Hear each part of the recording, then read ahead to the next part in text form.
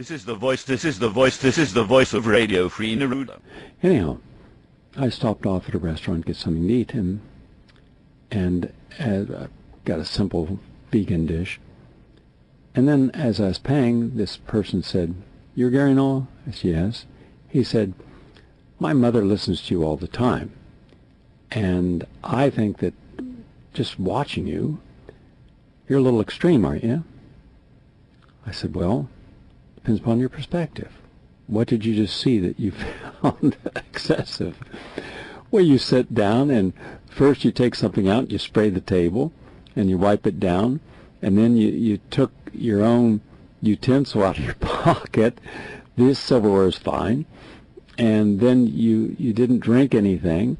Isn't that just a little extreme? I said, okay. From your perspective, probably so. But the salad that you're eating there now, how many hands have touched that before it got to your plate? When they're busy downstairs in a restaurant, and having owned 4 restaurants, I can tell you, unless you're there, there's this tendency to pick up something and put it in a bowl instead of washing it. Because when you wash it, you have to do it right. You have to triple wash it, soak and agitate it, then spin it dry. That's not going to happen in most restaurants. People come in at 4 in the morning, they take open the boxes of produce, they cut up the lettuces, they put that lettuce in a sink, they spray it down for a minute, and then chop it up and put it into a 55-gallon plastic barrel and label it salad greens. And then the sous chef used that. Now, none of that is thoroughly cleaned. None of it. There's no time for it. Then other people will pick it up with their raw hands, bare hands, and put that up on a table. On that table, you could have cut pork, and which is on the menu here, and chicken, which is on the menu here, and beef on the menu here. All of that can contain E. coli, Listeria, and other contaminants that stay on the cutting surface. The person that does cut your salad, or what goes in your salad, is going to use a knife, and you have no idea whether or not that knife was washed in between things used. I'll bet it wasn't. And how many times does a chef stick their finger in a dish and suck their finger and stick their finger right back in again? I see it all the time. Or they'll use a spoon, and they'll use the same spoon from their saliva, the saliva in their mouth. Now, if you want to go French kiss the chef and taste his saliva, that's fine. I don't. But when you're eating a soup here, how do you know that that saliva from that chef isn't in there? Because I've never seen any chefs except David Boulay that really practice proper hygiene. I'm sure there are, but I've seen too many who don't. And then you have the people who are then putting the salad on your plate and decorating it up. It's not just put, it's put almost always by hand, not people with gloves and not tongs. That is how you got your salad. So do you understand how many pathogens you could have gotten on there? And those sprouts, do you think they wash those sprouts? Because if you wash sprouts, they're going to go limp. They're going to look bad. They're going to go moldy real quick. I'll bet anything those sprouts are not washed. And gee whiz, didn't we just have a lot of people die over in Europe because of contaminated sprouts? You have to know how to wash sprouts and then spin them. And so there could be up to 24 hands touch your produce before you eat it. So that's why I didn't have a salad. I had brown rice. I had sautéed tofu with broccoli and olive oil and mustard, and lots of mustard, because mustard is mustard is one of nature's most perfect healing foods. Simple, all right, just like cayenne. I like them both together. Now, why did I clean the table? I'll say, look behind us. Do you see that those people just got up? Look at the server. He's going over there taking a dirty towel that's got all of the debris, the spittle from people's mouths, someone who could have sneezed on the table, someone who could have come in here with hepatitis or herpes and anything else, and now that's on the tabletop. And he's wiping that off with the same towel. There's no disinfectant, there's no alcohol, there's no hydrogen peroxide. So I simply bring in a little tiny bottle of hydrogen peroxide mixed with alcohol, and I spread on the table, and I take a napkin and I wipe it. So the surface area that I'm going to rest my hands, I don't want to get a SARS infection on my arms, just like in the movie theater. I'm going to go to a movie theater in a little bit. I'll enjoy a movie.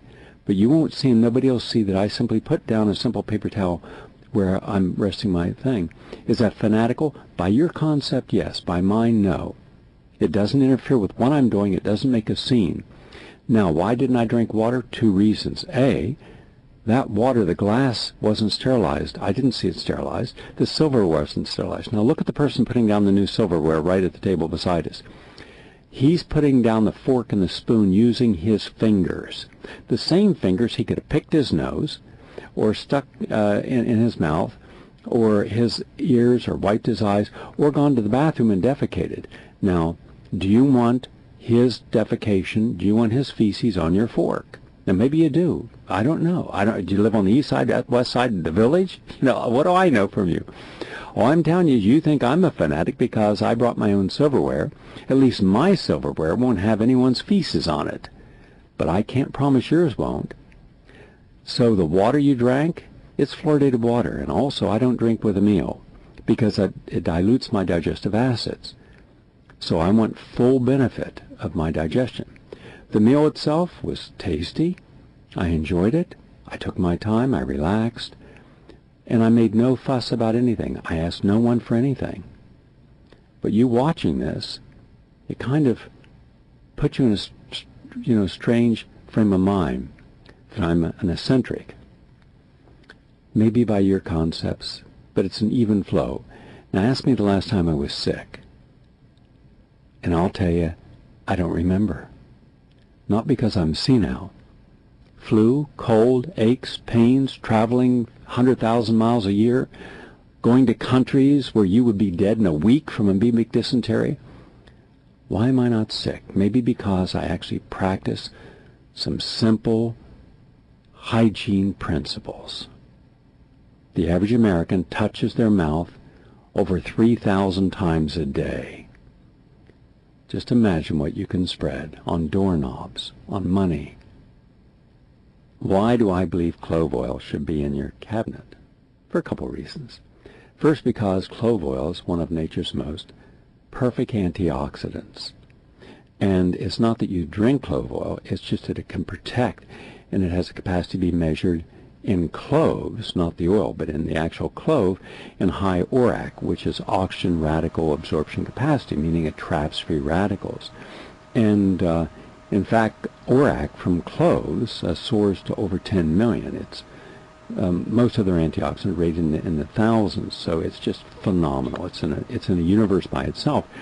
And producing the oil from the clove buds concentrates the eugenol, the main active ingredient in cloves. And eugenol is anti-inflammatory. Hence, cloves have flavonoids that contribute high antioxidants and are great if you have fungus, skin fungus, if you have candida. Now, that's not taking it as an oil, that's taking it as a clove powder or a clove capsule. It's one of the highest sources of manganese, and manganese is important for your metabolism. It contributes to enzymes, it promotes bone strength, and adds to cloves high ORAC, and it's just great. Antibacterial, you bet, and antiviral also. Now, another thing you could be taking that could help you is called creatine, C-R-E-A-T-I-N-E. That can fight fatty liver disease.